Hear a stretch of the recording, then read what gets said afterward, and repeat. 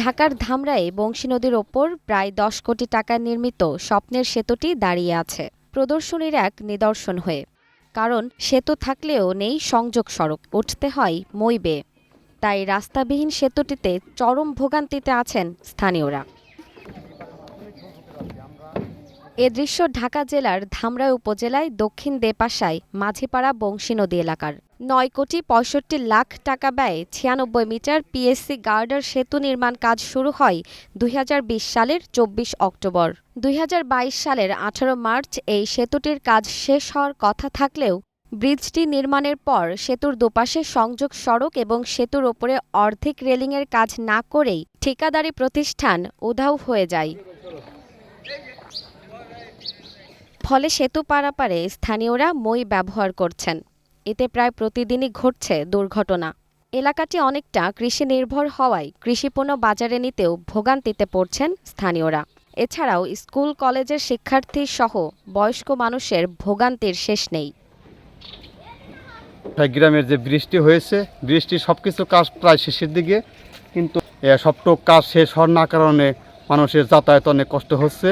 এর জন্য আমি আপনাদের কাছে জানাতেছি যে এই ব্রিজটা যদি কমপ্লিট হয় তাহলে দেখা গেছে মানুষের যাতায়াত অনেক সুন্দর হবে। এই জায়গাতে আমাদের উঠতে অনেক সময় লাগে, তাই আমাদের স্কুলে যেতেও অনেক টাইম লাগে।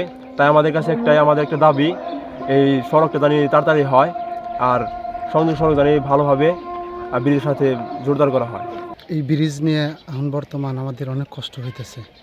যেমন এই ব্রিজের কাজ চলতেছে অনেক দিন ধরে, শুধু এই রাস্তা সংযোগের কারণে আমাদের কষ্ট হইতেছে। যেমন সাইকেল নিয়ে আসলাম, যেমন চলাফেরা করতেছে, এর জন্য অনেক কষ্ট। এলাকার দুর্ভোগ এবং ব্যবসা বাণিজ্যর ক্ষেত্রে অনেক কষ্ট হইতেছে। যারা মাল নিয়ে যাবে কালামপুর নিতে পারতেছে না। তো এখানে যত দ্রুত সম্ভব ব্রিজের কাজটা শেষ হলে এলাকার মানুষ এবং ব্যবসায়ী কৃষিখাত অনেকটা স্বস্তি পাবে এবং এলাকার মানুষ উপকৃত হবে।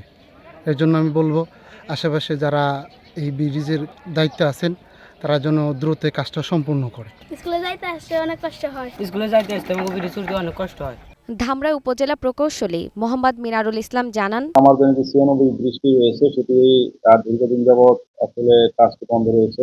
আমি এখানে আসার পর থেকে আমি ঠিকাদারের সাথে যোগাযোগ করেছি এবং যোগাযোগ করার পরে আমরা ব্রিজের স্ট্রাকচারাল ওয়ার্ক অলরেডি কমপ্লিট করেছি। এখন শুধু আমাদের ব্রিজের অ্যাপ্রোচের কাজটি বাকি রয়েছে।